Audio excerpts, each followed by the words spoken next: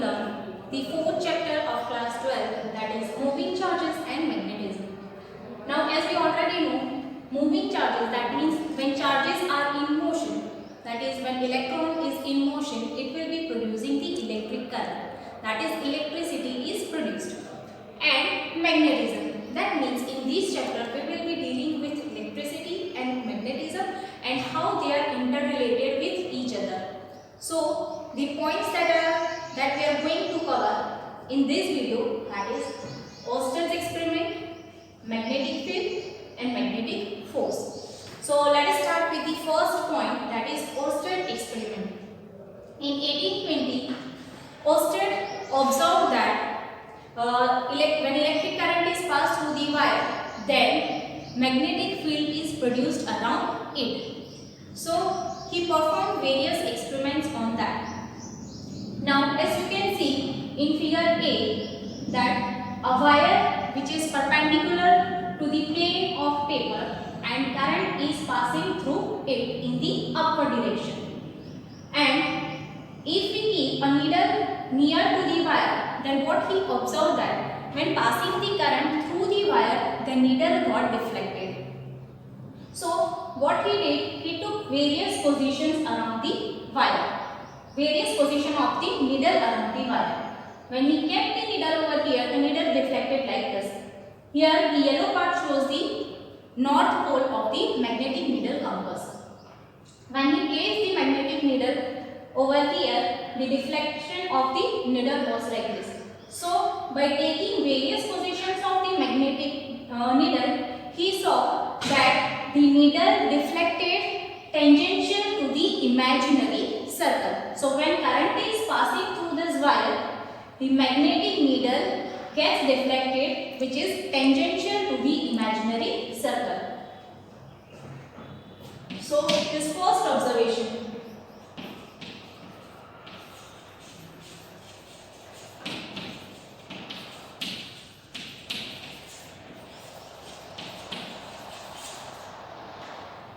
When current is passed through the wire, then deflection of the needle is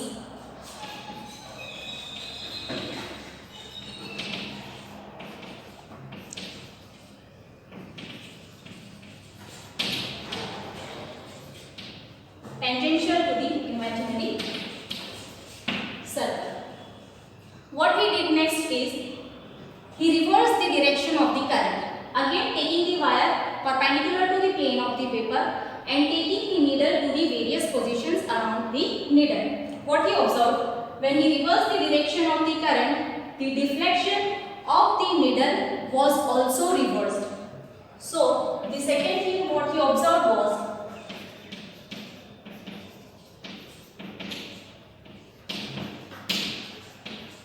when the direction of the current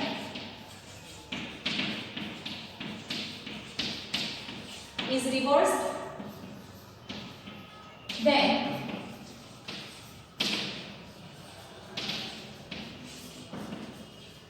the direction of the deflection also reverses.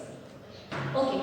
Next thing what he did was, he took the iron fillings and he sprinkled the iron fillings onto this plane of paper and allowed the current to pass through the wire. So what happened? The iron fillings which was sprinkled on the paper, it got arranged itself in the concentric circle, keeping the wire as the center.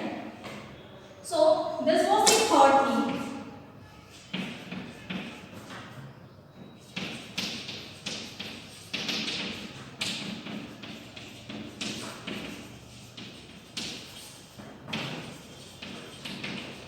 When current is passed through the wire, iron fillings got arranged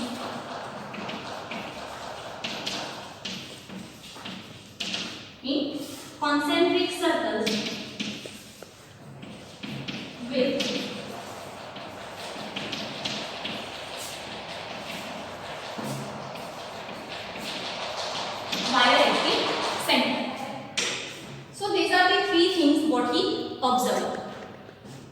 The first, when current is passed through the wire, the needle gets deflected tangential to the imaginary circle, as you can see in the figure A.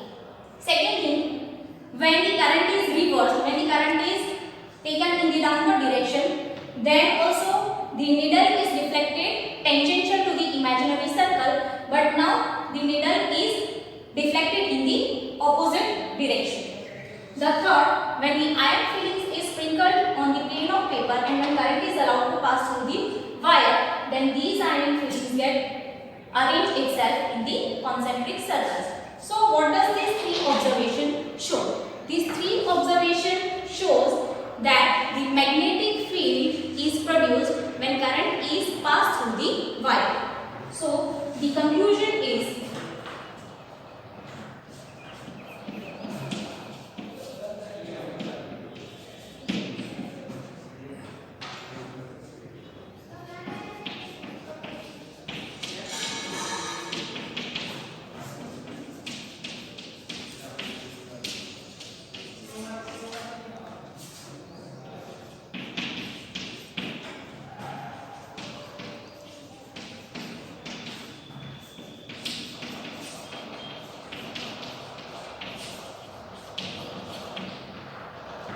students, you may copy it down.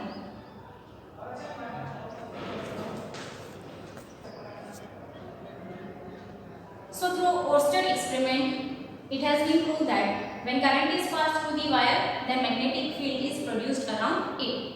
Okay. So magnetic field, it is denoted by B, and it is a vector quantity, so it should also have the direction, right? Okay. So as we have seen that the iron fillings got arranged itself in the circular form, that means how can we decide the direction of the magnetic field? So the direction of the magnetic field is taken by right hand thumb rule.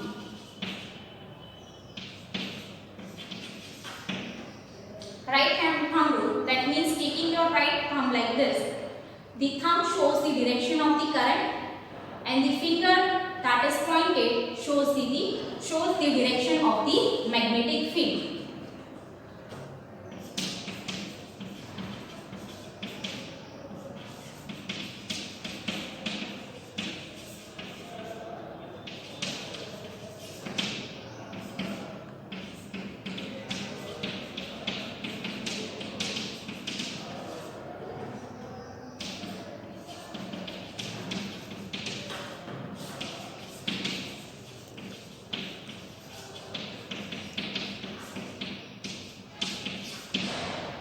Okay. So why we are taking this right hand thumb rule? Because in earlier classes you have already seen that when we take a magnet, then for a bar magnet, the magnetic field line starts from the north pole and it ends towards the south pole. But it is only for a magnet. But here it is not because of the magnet that the magnetic field is produced around that. It is because of the current that the magnetic field is produced around it. So when we are talking about the magnet, then the direction of the magnetic field is from the north pole to south pole, and when we are talking about the current passing through the wire and when magnetic field is produced around that, then at that time we need to use the right hand thumb rule for knowing the direction of the magnetic field. Okay, so first thing what you need to know is what is actually the magnetic field.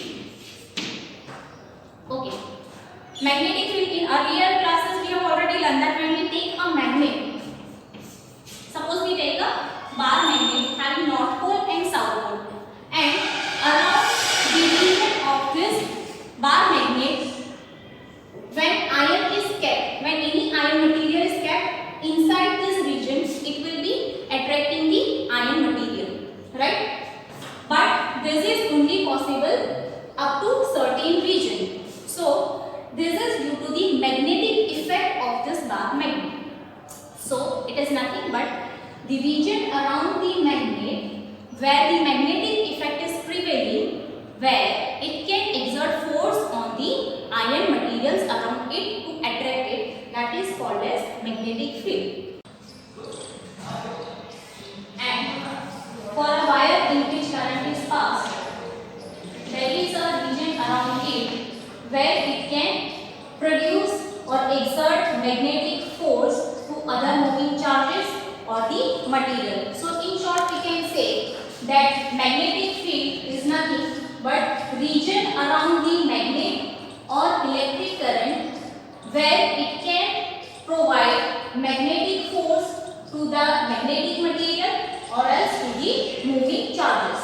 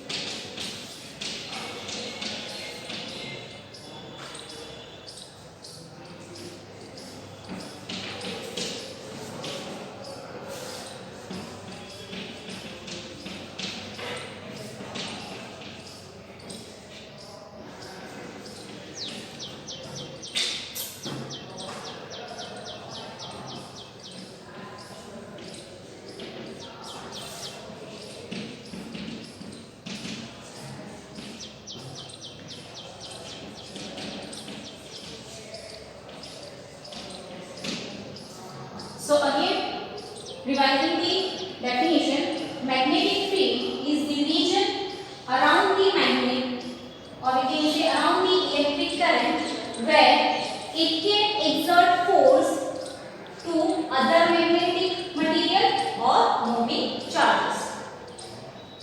So you can copy down this definition of the magnetic field. Okay students, we have studied in chapter 1 about the electric forces, electric field, but the electric force in chapter 1 which we had studied, that was the electric force on static charges.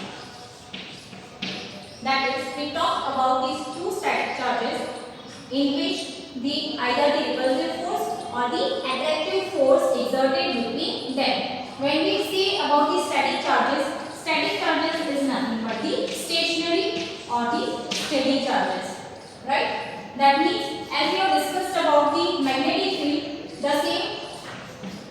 If we take a charge, steady charge, say positive Q charge, then around that stationary charge a field is produced where it can exert force on another charge, and this region around this source charge is called as electric field. And this electric field actually provides force if any charge is put in this electric field region. So let me say, if I put a test charge small q over here in the region of the electric field which is produced by this charge capital Q, then the force exerted on this test charge is written as Q upon R square, and because it is a vector quantity we can write it as R cap, where it is nothing but the unit vector which shows the direction along the R. Okay, so as I said that this electric field provides the force if we keep any of the charge around the source charge in the electric field. So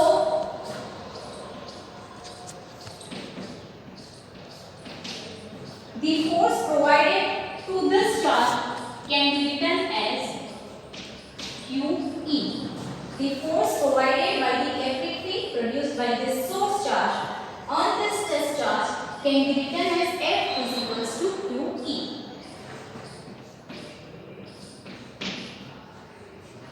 Okay. Now, this is the electric force. Now, talking about the magnetic force.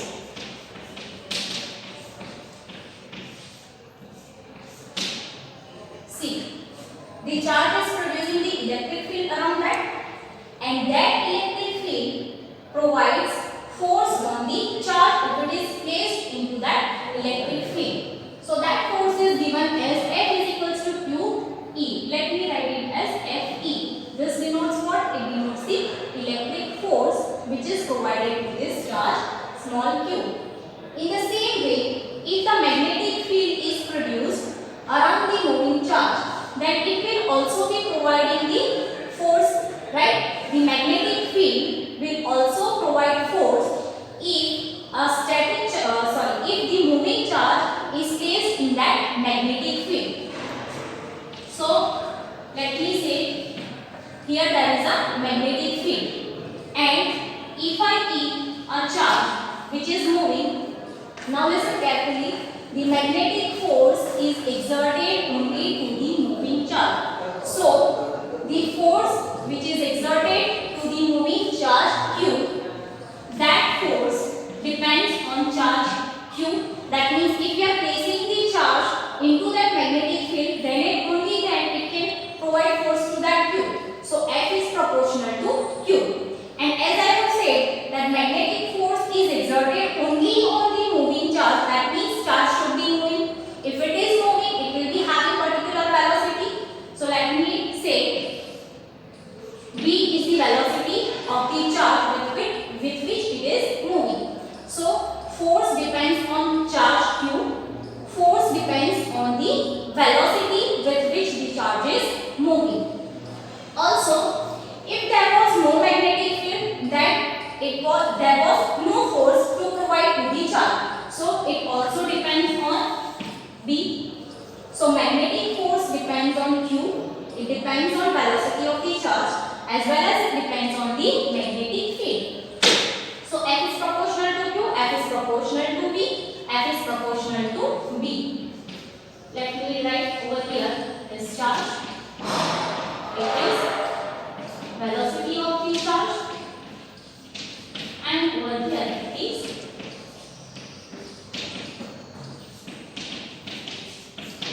magnetic field.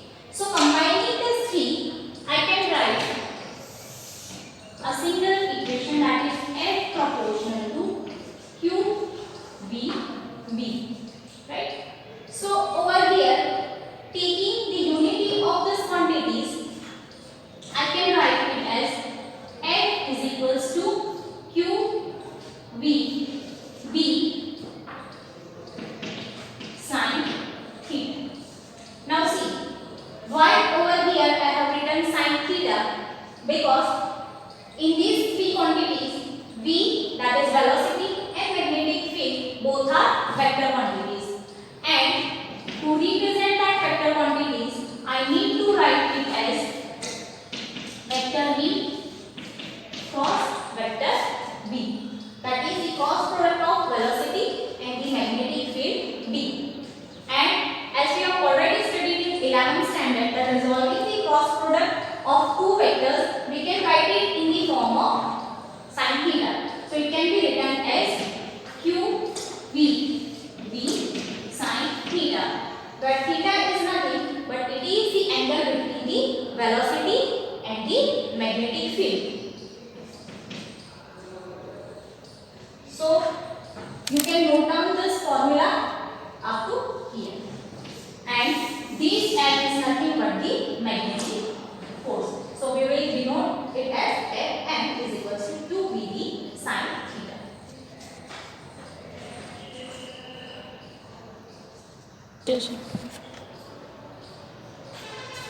So this, as I have already said, that here it is the magnetic force, it is the magnitude of the magnetic force, it is equals to QVB sin theta, where theta is the angle between the velocity and the magnetic field. Now as force is a vector quantity, and of course it should be having its direction. So here when we take the cross product form, we can write it as F vector, where F vector is equals to QV cross B. Then how can we decide the direction of this magnetic force? The direction of the magnetic force is decided by the screw rule, or we can say right hand rule. Suppose I take a plane in which I am having two vectors say velocity v and magnetic field vector v, and theta is the angle between v and v. Then the force is always perpendicular to the plane in which there is v and v. That means this plane contains the velocity vector and the magnetic field vector, and perpendicular to the plane gives me the direction of the magnetic force. Over here, when we talk about the electric force, the direction of the electric force is same as the direction of the electric field intensity. And over here, when we talk about the magnetic force, then the direction of the magnetic force is derived from the right hand rule or the screw rule. So, when we take the plane of paper in which we take the two vectors, velocity vector and magnetic field vector, then perpendicular to that plane containing velocity and magnetic field gives me the direction of the magnetic force.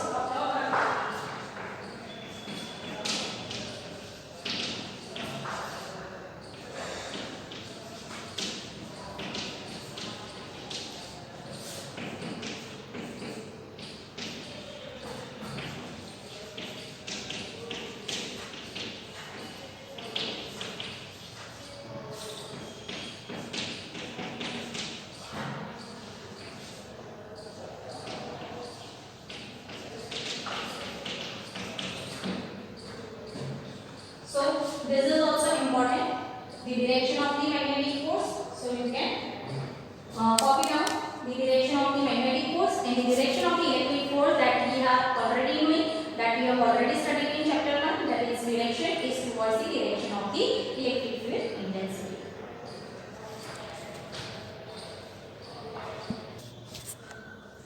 So the last and the important point that we are going to discuss about in this video is Lorentz force.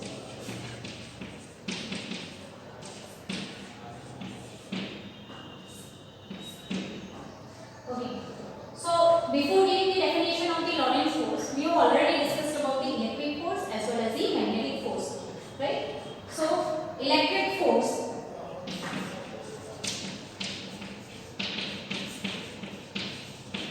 it is nothing but force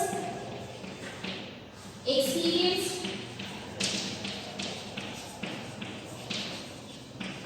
by the charge Q in the electric field, right? So electric force that can be written as QE, and the another force, that is the magnetic force,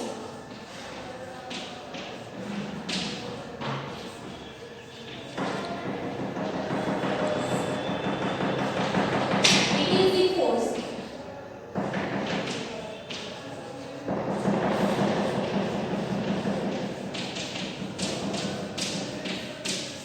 experienced by moving charge Q with velocity v in the magnetic field V, right? So magnetic force is the force experienced by the moving charge. Once again I am reminding you, the magnetic force is exerted only on the moving charge. Why? Because if the charge is moving, it will be having velocity, so it can exert force on the moving charge only, because if charge is static, if it is steady, then its velocity will be 0, and if its velocity will be 0, then the magnetic force will also be 0. So the magnetic force is equals to Q V cross B, because as I have already said that Fm is equals to Q into V cross B, and if we resolve this, we can also write it as QVB sin theta. So if velocity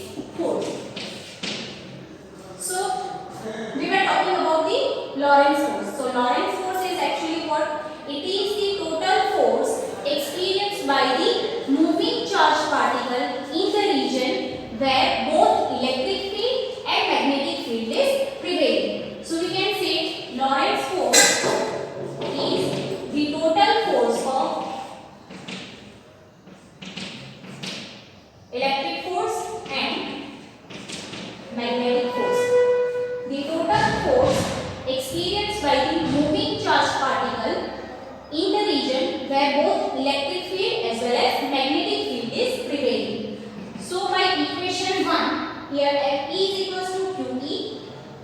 So substituting that equation over here, QE plus the magnetic force as written in the equation 2. It is Q into E cross B. So this equation can be written as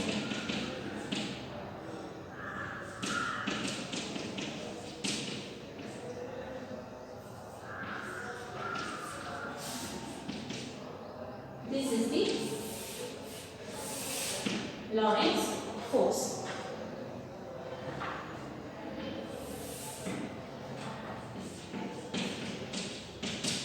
Definition of the Lorentz force is the total force experienced by the moving charged particle in the region of both electric field and magnetic field.